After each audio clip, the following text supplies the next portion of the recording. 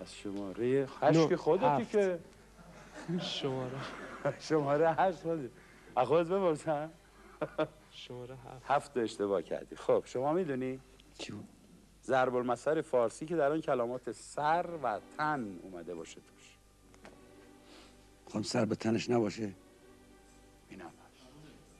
بله بله. چیزای دیگه هم هست.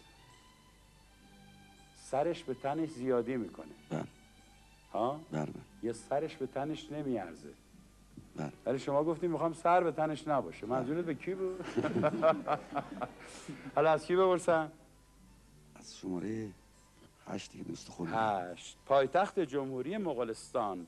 اولانباتور. بلند؟ اولانباتور. آفرین آفرین باریکلا. از کی بپرسم؟ 12. باز به اون ور نگاه میکنه این وره. شوخی داری با ما؟ در گذشته به یقه‌ای که با تکمه به پیراهن وصل میشد میگفتند. در خیلی قدیم. خیلی چیزا قدیمیه تو کتابا باید خونده باشی. یقه گرد. بله. به همون یقه گردم که با دگمه به پیرن وصل میشد میگفتن به یقه دراز. به هر نوع یقه‌ای که به پیرن با دگمه وصل میشد، پیرنا یقه‌ش اینطوری بود، اون وقت این یقه اضافه با دگمه وصل میشد.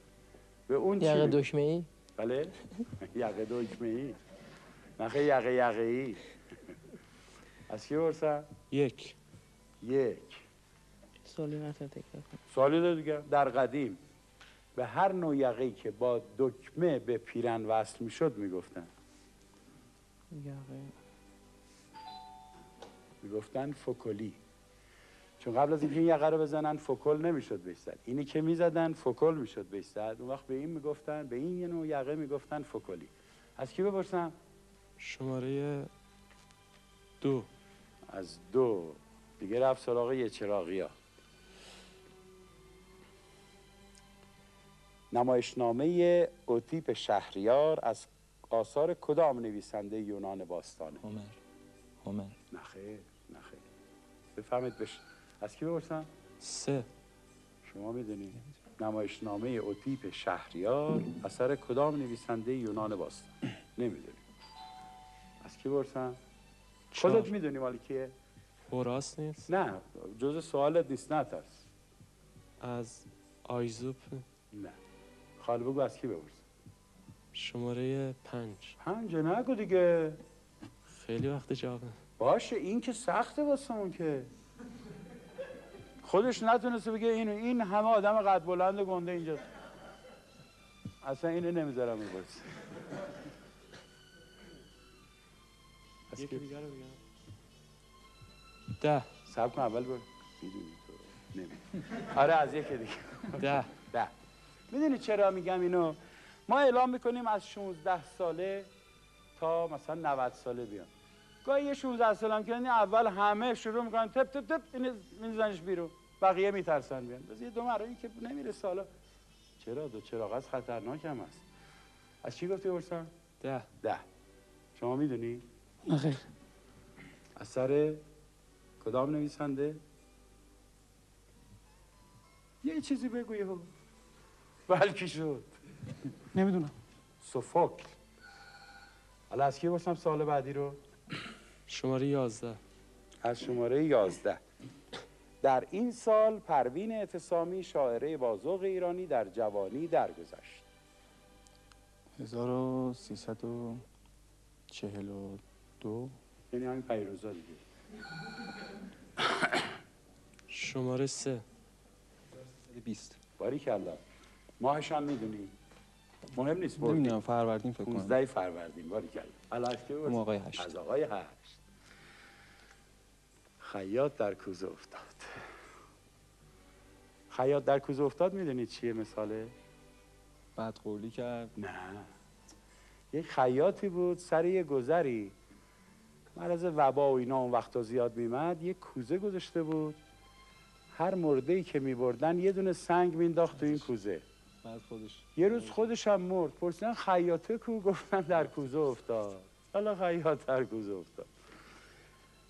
شود که این شاه قاجار علیه مدیر روزنامه‌ای که در نشریه اش به وی توهین کرده بود به دادگاه که همون محکمه استیناف تهران باشه شکایت کرد؟ ناصرالدین شاه. خیر. از کی بپرسم؟ نه. از نه. شما میدونی؟ ساعتون یه دفعه گرفتن. حلوت وایستاده بودم خب خوندم. من حواسم نبود بابا. حواستون باید باشه. این شاه قاجار علیه مدیر روزنامه‌ای که در روزنامه‌اش به وی توهین کرده بود به دادگاه محکمه استیناف اون موقع که همون دادگاه باشه شکایت کرده از این روزنامه. احمدشاه قاجار. احمدشاه قاجار. بله. از کی پرسم؟ از شماره 3. در مرداد ماه 1313 شمسی نام شهر ترشیز به چه اسمی تغییر کرد؟ ترشیز سبزوار نشد. بله. شهر خودم بگم. نخیر شما دوم. چون شهر خودمه کلا. چرا نخیر آقا جان؟ از اول تا هر چی پرسیم نگفت تا یه دونه مال شهر خودشه. شهر خودمه گفت. آقا جان اجازه بفرمایید. شما بس نمیدونید. من بفرمایید. از کی بپرسم؟ از شماره 12. کاشمر. آفرین. حالا اهل کجایی تو؟ کاشمر. الکی. نه والا. حالا نمیخوایم ثابت کنیم چی به ما میرسه. از کی بپرسم؟ شماره 8. از 8. نوازنده و موسیقیدان ایرانی دربار خسرو پرویز. باربد. آفرین. از کی بپرسم؟ شماره 15. 15. خیلی وقت هم از سراغ این گوشه نیومدیم. کنراد آدنایر کی بود؟ دانشمند آلمانی بود. دانشمند آلمانی؟ نخه. بفهم. از کی بپرسم؟ شماره 12. شما میدونی؟ کنراد آدنایر. نمیدونی. از کی بپرسم؟ 8. 8 که خودتی. 7. نمیدونی. صدر اعظم آلمان بعد از جنگ جهانی دوم. از کی بپرسم؟ 6. از 6 بپرسم. کارگردان سینمای شوروی و سازنده فیلم‌های رنگ انار و افسانه قلعه سورام.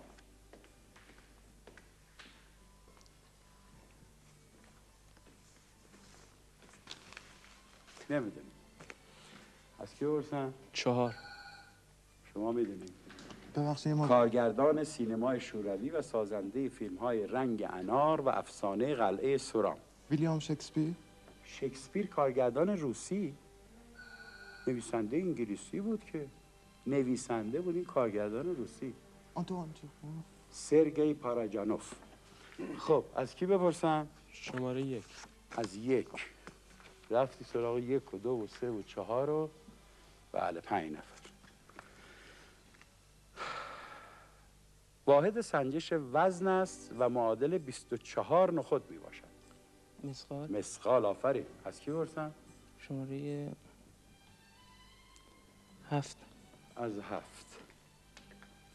کارگردان نامدار سینمای ایتالیا که فیلم جدید او با نام بچه‌های خیابان در 1-2 سال اخیر در سینماها نمایش داده شد و با استقبال مردم مواجه شد. نمیدونم. از کی بپرسم؟ شماره 9. 9. شما میدونی؟ فیلمو دیدم. دوبلرش هم خودتونی ولی نمیدونم. اجازه بفرم. اون که ما میپرسیم بله. چه آوانسایی میده. فیلمو دیدم دوبلرش هم خودت بودی. اسم کارگردانه رو میخوام.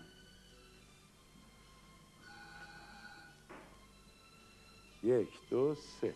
بله. نانیلوی یا نانیلوی. شماره 1 5 و 8 به مرحله پایانی مسابقه امشب رسیدن. میریم تا لحظات دیگه مبارزهشون رو در مرحله پایانی تماشا کنیم.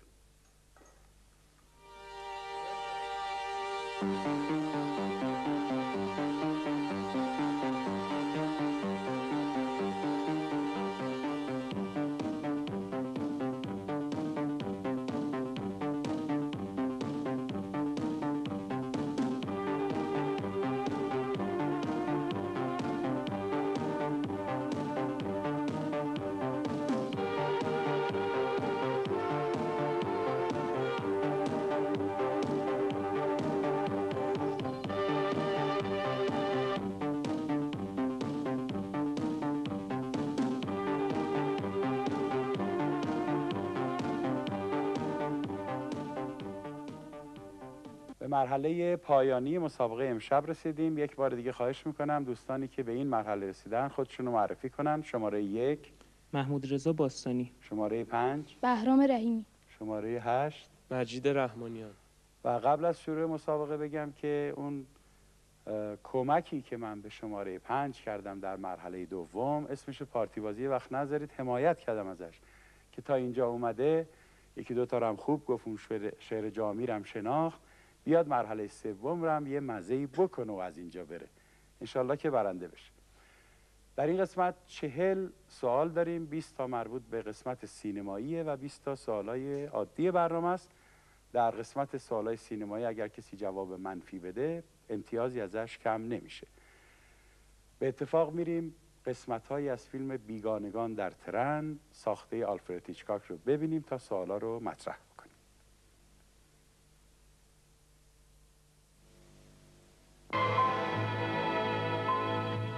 بله آقای هینز.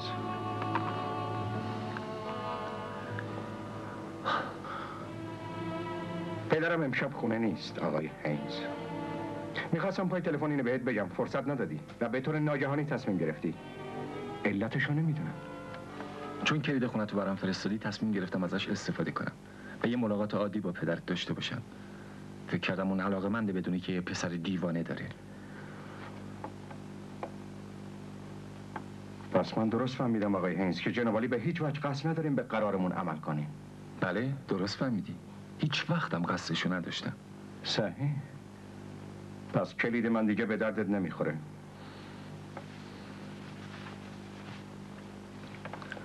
همینطور این.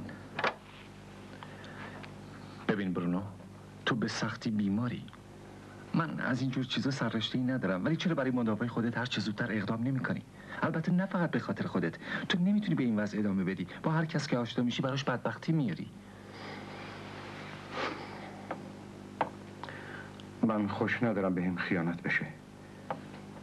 باره یه جنایت رو وجدانم سنگینی میکنه که ابداً به من مربوط نبوده آقای هینز، مربوط به شما بوده و از اونجایی که استفادهش نصیب تو شده خودت هم باید تعاونشو پس بدی. مثل اینکه فایده ای نداره برونو. ظاهراً بحث کردن دیگه بی خوده.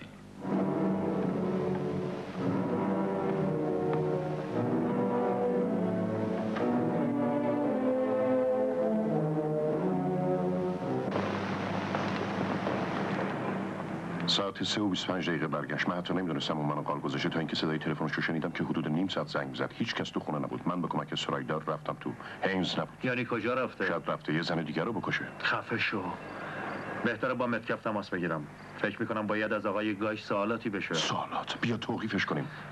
آقای هامونده عزیز، چند بار باید بهت بگم که ما هیچ مدرک قابل ملاحظه ای از آقای گای نداریم. هیچ مدرکی وجود نداره که اون در صحنه جنایت بوده. نمیتونی اینو تو کله پوکت فرو کنی؟ تا من برمیگردم هیچ کاری نکن.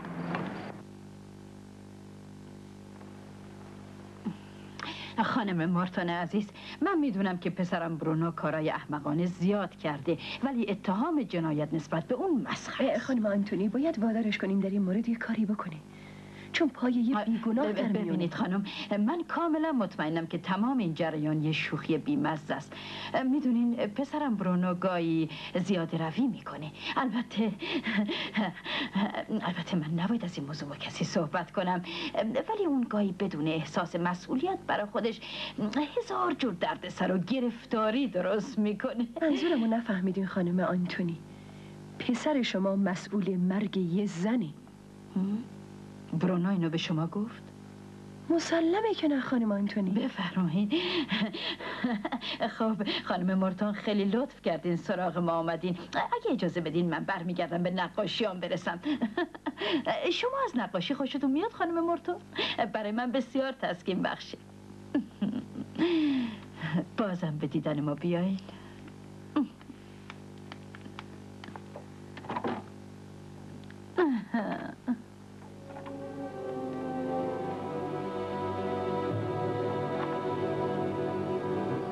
خانم مارتون،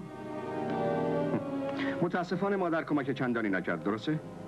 میدونین اون مدت از حال خوشی نداره. اون یک کمی چطوری بگم جیجه. بیچاره مادر. میدونین من از گاهی خیلی دلخورم. نباید شما رو برای انجام همچین کاری میفرستاد اینجا. گاهی نمیدونه من اینجام آقای آنتونی. متاسفم که اون داره شما رو به بیراهه میکشونه. باید خیلی مایوس باشه که سعی میکنه منو گرفتار کنه. من از وقتی که تو ترن با هم صحبت کردیم و بهم گفت چقدر از زنش نفرت داره ازش حمایت میکنم.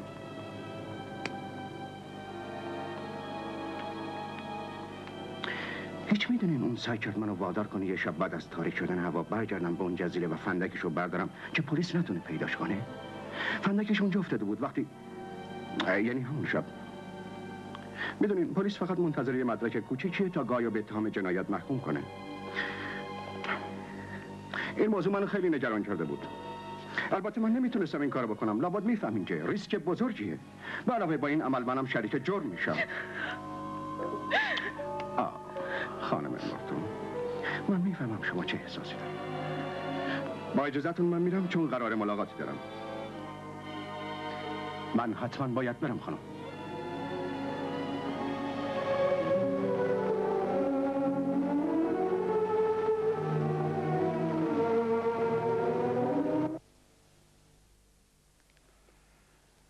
بله، قسمت‌هایی از فیلم بیگانگان در ترن ساخته آلفرد هیچکاک رو به اتفاق دیدیم. میریم سراغ سوالا. دستا روی زنگ بگذارید سوالا تموم بشه بعد زنگ بزنید. صحنه آغاز فیلم در چه هنگامی از شبانه روز رخ میداد؟ نیمه شب. سر شب. شب. نیمه شب نبود، شب. سوال دوم سینمایی. مردی که با لباس در بستر بود گفت پدرش کجاست؟ گفت پدر امشب خونه نیست. در خانه نیست. ببینین شما اگه بی خودی زنگ میزنی که بعد فکر کنی بگی حق کسی دیگه ضایع فراموش کردم. حالا دفعه دیگه اگه این کارو بکنیم وقت از یه دونه جواب محروم میشین که حواستون جمع باشه. 10 امتیاز و هیچ امتیاز. سومین سال. در صحنه آغاز فیلم منبع روشنایی اتاق چه بود؟ یه آباژور. یه آباژور بود. مردی که در بستر بود چه چیزی برای جوانی که وارد اتاق شد فرستاده بود؟ کلیدش. سوال پنجم. جوانی که وارد اتاق شد کلید رو با کدوم دست به صاحب خانه پس داد؟ با دست راست. نه. با دست چپ. خب دیگه وقتی راست نبود چپه دیگه. خیلی هنر کرده ایست که. جوان تازه وارد هفتی رو از کدوم جیب در آورد؟ دست راستش. ببین بی خودی زنگ می‌زنه. از جیب سمت چپ در آورد. خب اینا از جیب سمت راست در آورد. دیدی اطمینان نداشتی؟ بله از جیب سمت راست. شما درست گفت. جواد تازه وارد هفتی رو چه کرد؟ روی مبل انداخت. بله. یکی از دو پلیسی که در خیابان بود گفت مرد جوان چه ساعتی برگشته؟ 3:25. آفرین 3:25. سوال نهم سینمایی. پلیس به همکارش گفت که تلفن مرد جوان چه موقعی زنگ میزده؟ چه مدتی؟ نیم ساعت تمام. نیم ساعت تمام. آفرین. حالا شما امتیازات شد 40 تا، شماره 1 30 تا و شماره 5 10 تا. عرض شود که دهمین سوال. پلیس به کمک چه کسی وارد ساختمان مرد جوان شد؟ سرایدار. شما هم 40 امتیازی شدی. بله. 11مین سوال سینمایی. پلیس دوم گفت چرا نمیتونن جوان مورد سوء ظن یعنی گای هینز رو دستگیر کنن؟ چون هیچ مدرکی علیهش نداشتن. چون هیچ مدرکی علیهش نداشتن. بله. شما 50 امتیازی شد. فردی که کشته شده بود چه جنسیتی داشت؟ خانوم بود. یک زن بود. بله. شما هم 50 امتیازی. بابا مهلت بدینم زنگ بزنه. مادر جوان بیمار به بهانه چه کاری از زن جوان جدا شد؟ نقاشی. رسیدگی به نقاشیاش. بعد 60 امتیاز. 14مین سوال. مادر گفت نقاشی براش چه حالتی داره؟ اونو ناراحتیاش از بین میبره. نه. تسکینش میده. تسکین بخشه. جمله‌ای که تو فیلم گفتنه میخوایم بگیم. بله شما 70 امتیاز. جوان بیمار گفت مادرش که حال خوشی نداره دچار چه وضعیتیه؟ گیجه یه کمی. بله.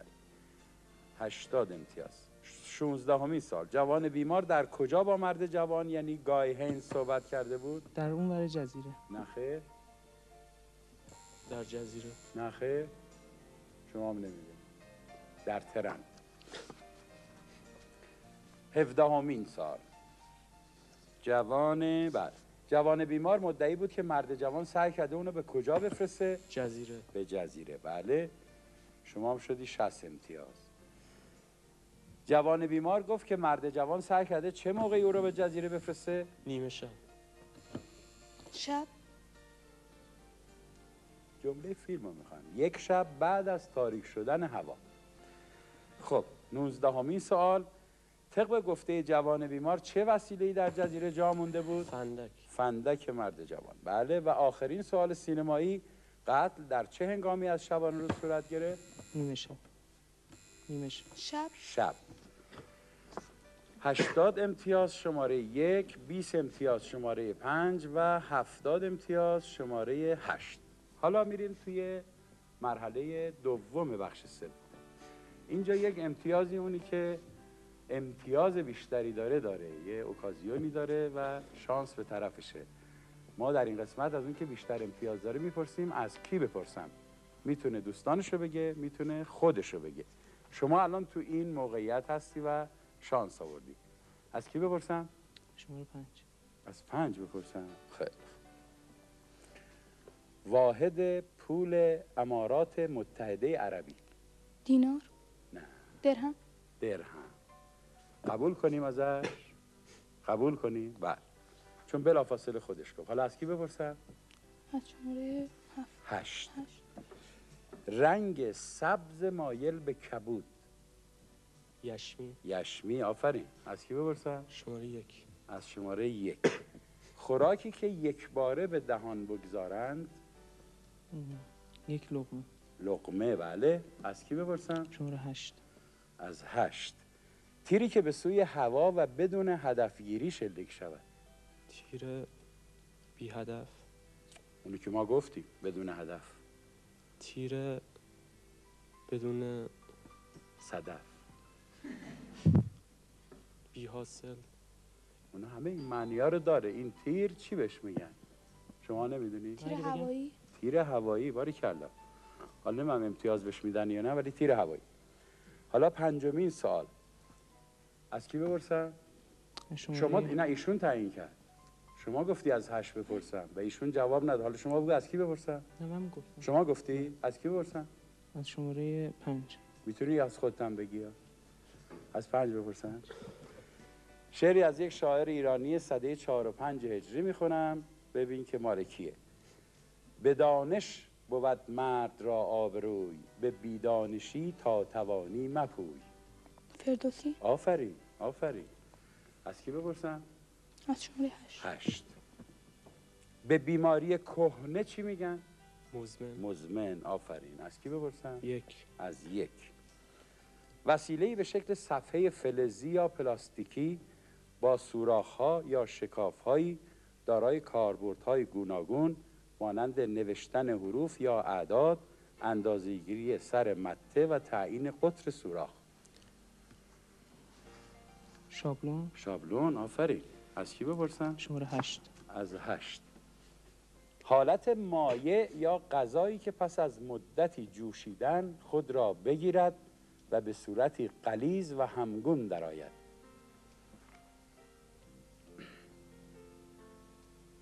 یعنی اشباع شده. خب همین شهرها رو دادیم. میگن قوام اومده. بله. از کی بپرسم؟ شماره 8. 8. واژه خدشه رو معنی کنید. یعنی ضربه وارد اومدن به چیزی. یعنی چیزی رو بی آبرو کردن، ضربه وارد کردن، چیزی رو نابود کردن، چیزی رو اصلا به چیزی رو مربوطی. خود خدشه چه معنی؟ آسیب رسوندن. ضربه وارد کردن. نه. یعنی خراش، شک، شبهه، این میشه خدشه. حالا شما ممکنه در طول زندگی در اون جاها مصرف کردی، غلط بوده. معناش اینه. البته واقعا ایشون نباخته، انقدر آمادگی داشته در این 2 برنامه‌ای که اومده، انقدر خوب جواب داده سوالای خیلی مشکل رو، ولی اینجا خب 2 تا سوالی پیچید بهش که دلم هم سوخت براش، ولی تو همیشه برنده ای. حالا یه شانس دیگه داری، هر ستاتون تو برنامه بعدی باید شرکت کنی. اونجا دوباره میتونی خودت نشون بدی. از کی بپرسم؟ شماره 5. قرارداد مقدماتی برای انجام دادن معامله‌ای در آینده. پیمان نامه. نه. قولنامه. عیب نداره. ببخشید. از کی بپرسم؟ از خودت نمیخوای بپرسیم اصلا. عمل ریختن فلز مذاب در قالب و شکل تمام شده یا نیمه تمام که به این ترتیب آماده شده باشد چی بهش میگن؟ قالب ریزی. نه. ریختگری. ریختگری. آفرین. از کی بپرسم؟ شماره 1. ترکیب کنایی سری که درد نمی کند دستمال نبند یعنی چی؟ یعنی که کاری که نباید انجام داد چرا باید انجامش داد؟ نه. معنیش این نیست. یعنی در موضوعی که نه نفع و ضرری برای تو داره چرا بی خود دخالت کنی که تو درد سر بیفتی؟ به خودش اصلا مربوط نیست. تعریفش اینه. از کی بپرسم؟ از شماره 1. از شماره 1. بعد بهای جیره غذایی که به صورت پول پرداخت شود. بهای جیره غذایی که به صورت پول پرداخت شود. ژتون. ژتون. ژتون؟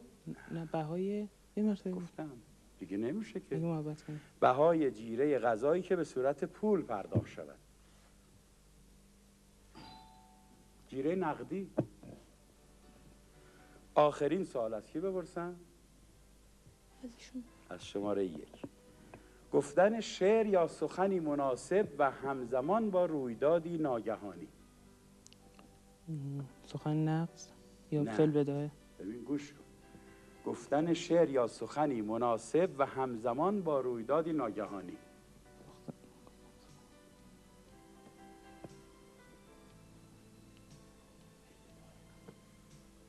فعل بداهه. فعل بداهه سخن همون که گفتن. گفتی نقص نمیشه فعل بداهه. خب ما اینجا آخرین سوال هنوز مونده بهش، یعنی این 14 تا بود، 2 بود، 4 و 6 تا دیگه سوال مونده. باید خودتون رو نشون بدید. از کی بپرسم؟ 5. از 5. میوه گوشتالوی هسته‌دار که هسته آن را درآورده و آن را پس از 2 نیم کردن خشکانده باشند. هلو. نه هلو که خودش میوه است. این عملی که انجام میدن اسمش چیه؟ اونو بهش چی میگن وقتی این 2 هسته شد و خشکش کردن؟ 2 قسمتش کردن میشه برگه. درسته؟ از کی بپرسن؟ 5. 5. در فاصله سالهای 1966 و 69 ماوتسه‌دون یا همون ماوتسه‌تونگ که معروف هست رهبر چین به منظور مبارزه با بوروکراسی حزبی و مخالفان سیاسی و تحکیم موقعیت خیش جنبشی در چین به راه انداخت. نام این حرکت چه بود؟ نمیدونم. متاسفم برام. انقلاب فرهنگی. خب هر 3 نفرشون خوب بودن، هم در مرحله دوم هم در این قسمت بیشتر سوالا رو جواب دادن. منتها دیگه اینطوری شد که شماره 1 با 1 چراغ فقط و 90 امتیاز و دوستانمون امتیازایی داشتن که چون چراغاشون خاموش شد نمیخوایم بگیم بازنده، تو این مرحله از دور خارج شدن. از هر 3 نفرشون دعوت میکنیم در برنامه آینده ما شرکت کنن و شما هر 3 در اینجا جایزه‌ای بردید هر کدوم و شما 1 جایزه اضافی هم به خاطر اینکه بین این 3 نفر باز برنده شدید. آدرس ما خیابان ولی عصر، خیابان جام جم، ساختمان تولید، طبقه همکف، اتاق شماره 7، مسابقه هفته. به امید دیدار شما در این برنامه. شب بخیر، خدا نگهدار.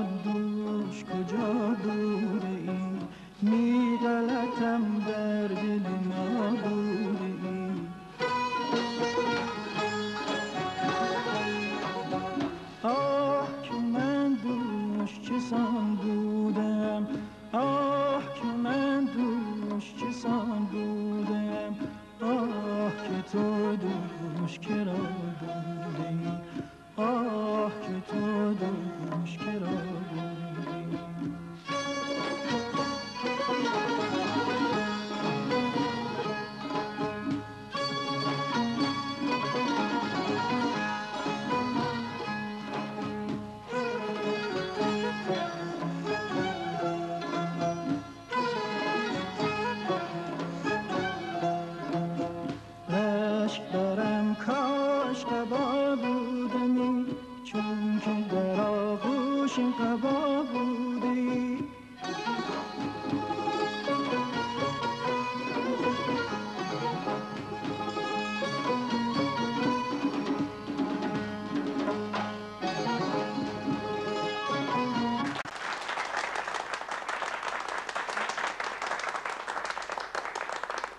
به نام خدا و با سلام به شما علاقمندان مسابقه هفته. یک هفته گذشت و نوبت رسید باز به مسابقه هفته که الان با معرفی شرکت کنندگان این هفته و شماره های اونها برنامه‌مون رو شروع میکنیم. داوطلبان رو میشناسیم با آقایان. شماره 1 محمد رضا سماوی، شماره 2 حسین انتشاری، شماره 3 کامیار داوریار، شماره 4 ارژنگ رضاخانی، شماره 5 فرهاد آشفته دل، شماره 6 مرتضی غفوریان، شماره 7 مجید رحمانیان کوشککی، شماره 8 محمود رضا باستانی، شماره 9 بهرام رحیمی، شماره 10 بهنام ترابی، شماره 11 حمید پروین خسروی، شماره 12 ذبیح‌الله نوری، شماره 13 رضا ملک کوهی، شماره 14 نوید خاجویی و شماره 15 حمید رضا فردوسیان. شماره های 7 8 9 برندگان به فینال رسیده مسابقه قبلی بودند که در این برنامه هم راه پیدا کردند. میریم که مرحله اول و دور اول رو شروع بکنیم. 3 تا چراغ دارید هر کدوم. با هر جواب غلطی یک چراغتون خاموش میشه. مواظب باشید. آمادگی دارین؟ نخستین نوت موسیقی. دور. دو. دور؟ دو. دو. نوعی دیگ کوچک دردار که در آن غذاهای مایع به ویژه آبگوشت میپزند. دیزی. دیزی. بلندتر بگیم. بله دیزی. شماره 3 بافته‌ای که برای پوشش تخت